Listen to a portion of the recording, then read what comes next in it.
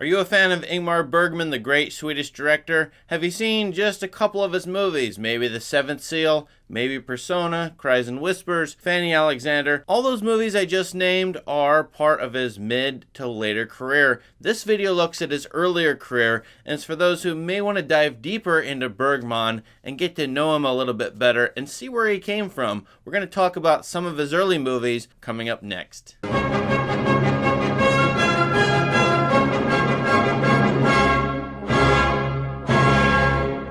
Right, so this is the Ingmar Bergman collection from Criterion Channel. Everybody should get this if they love Bergman. There are a lot of movies in here that people don't know because, frankly, they're from earlier in Bergman's career, from before 1957, The Seventh Seal, one of his most famous movies of all. Matter of fact, Bergman he encapsulated the Protestant work ethic. He wrote 19 screenplays between 1946 and 1957. He directed 16 movies. Most of those he wrote and directed himself. It's amazing to think about that kind of output and writing even a couple movies and directing a couple movies a year for a decade. So that's the decade I want to look at, 1946 to 1957, right up to The Seventh Seal. Which movies of his should you watch, and what should you think about when you watch them? Let me offer a top 5 list here of I think the 5 best movies from his first decade of filmmaking. Number 5 is his very first movie. I think it's absolutely essential to watch a first movie, 1946, Crisis. This movie comes out right after World War II. Bergman has just started making movies coming from the theater. He's a very young man, and he gets to write and direct this movie. He was assistant director on the first movie, Torment, which is not in the Criterion Collection.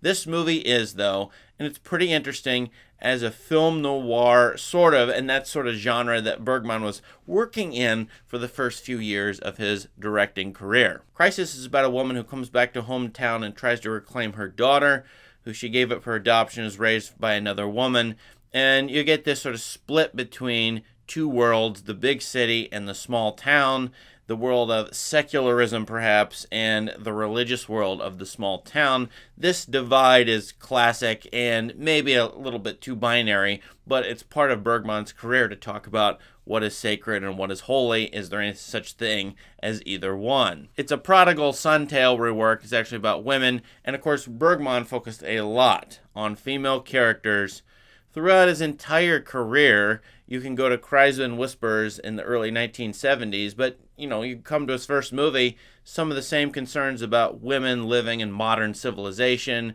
Maybe this is proto-feminism or some kind of Swedish feminism going on in his movies, but this is a good one to start with if you want to work through his movies chronologically, of course. My number 4 film exemplifies Bergman's fascination with high art, as it was called at the time here, classical music. Beethoven played throughout the movie, and its title comes from, obviously, Beethoven's Ninth Symphony, To Joy.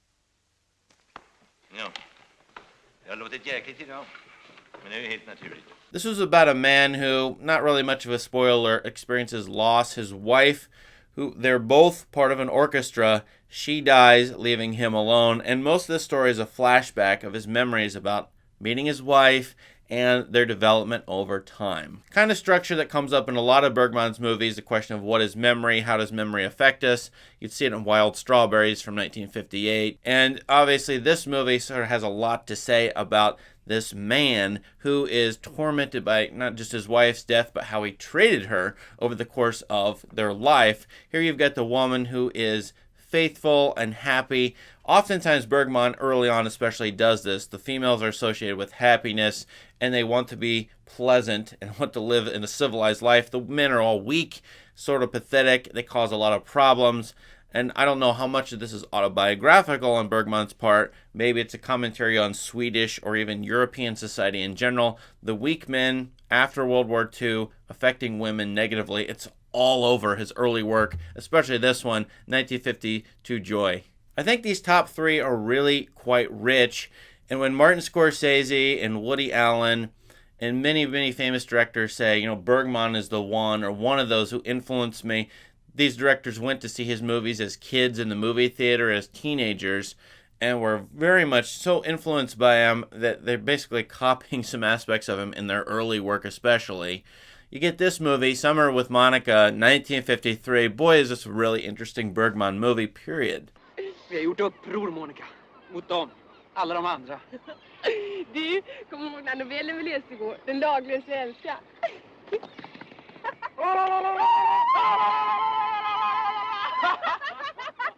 You have two lovers go off to a paradise, a cottage by the sea or by the lake. Definitely Bergman, early Bergman, focuses on summer. There are even 3 movies he made with the title Summer.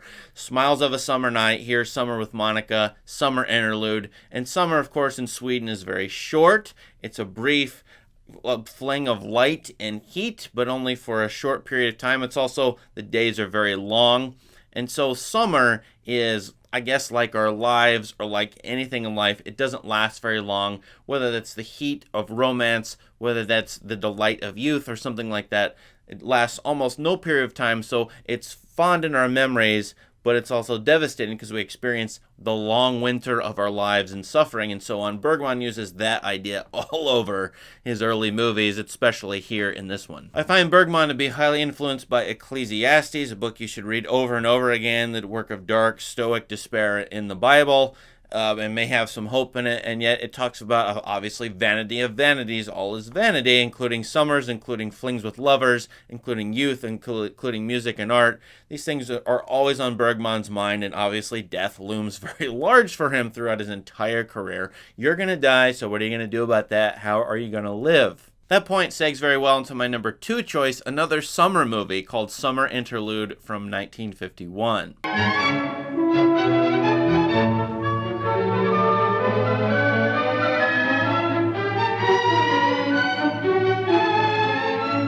This movie showcases Bergman's budding eye and his work with cinematographer. I think Gunnar Fisher is the one who works on Seventh Seal as well in this movie. This is like a Terrence Malick movie in a lot of ways. Very visual poetry, shots of landscape all over the place, about a woman who goes back to an island or cottage retreat where she once had a wonderful summer fling, but going back to this island is sort of devastating. And you see hints, as I'm showing you, of the Seventh Seal and death and loss in this movie. Definitely a movie here where Bergman's existentialism, if you want to call it that, his interest in religion in the mid-20th century, whether Protestantism or Christianity in Europe after the World War II is still viable or not. Here you have a character basically outright say, nothing matters and I don't believe in God. That sort of sentiment you have to deal with throughout Bergman. Very serious issues, because he treats film not as if it's an escape or an entertainment or an interlude, as if it's a summer outing to a cottage. You know, so many Hollywood movies at this very time, that's what film is, an escape to the movie theater for 2 hours.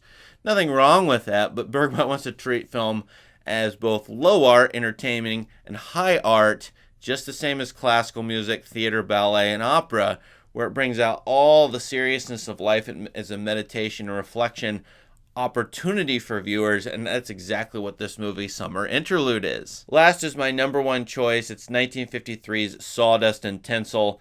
I already did a video on this, and you should go check that out, so I don't need to say much except look at these images. Question of entertainment and being, enraptured by a circus act. This film features a traveling circus versus most of this movie is behind the scenes, and you have this question of appearance, the way things seem to be, versus reality, the way things are behind the scenes. And Bergman wants to show you the entertainment industry behind the scenes. Sawdust and Tinsel, in its very title, is about work, labor, the grueling stuff that falls off, after things have been sawed and things are being created, versus tinsel, the glitz and the glamour, the little sparkly things. And work versus leisure, civilization versus escape, entertainment versus, ennobling art. These things all come up in this movie.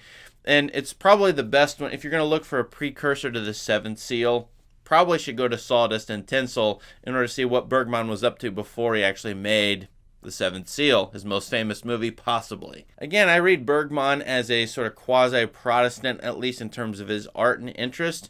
You have 100% or near 100% adultery rate in his movies. Everybody is cheating on everybody else and has a mistress. There's even one movie, a mistress of a mistress, and a guy has a wife and a mistress and then another mistress. And what's going on with that? It may just be interest in the lack of marriage faithfulness at the time, but I also think it has to do with this Christian idea of unfaithfulness and having another lover. An adultery is like idol worship in Christianity, in the Bible, especially in the Old Testament. So I think the issue of adultery is tied to the issue of faith and doubt overall. That is religious faith and doubt. Do I believe or not? Do I have a God? Do I have moral principles or not? Will I cheat on all of those things? Why should I even adhere to moral principles? Is there a God?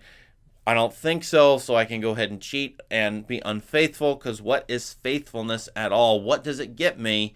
All of these questions come up in as you know, in the 1950s, existentialism, French existentialism in particular, with Camus and Sartre. Kierkegaard becomes hotter and more interesting at this time. And certainly Bergman's working in this vein as he writes his scripts. Sawdust and Tinsel really focuses on a lot of these with some really killer images of clowns and circuses and dreams and even theater, the world of theater. So go watch this movie. I highly recommend it. What are your favorite early Bergman works before 1957? Really interested in what you all have to say, what you prefer.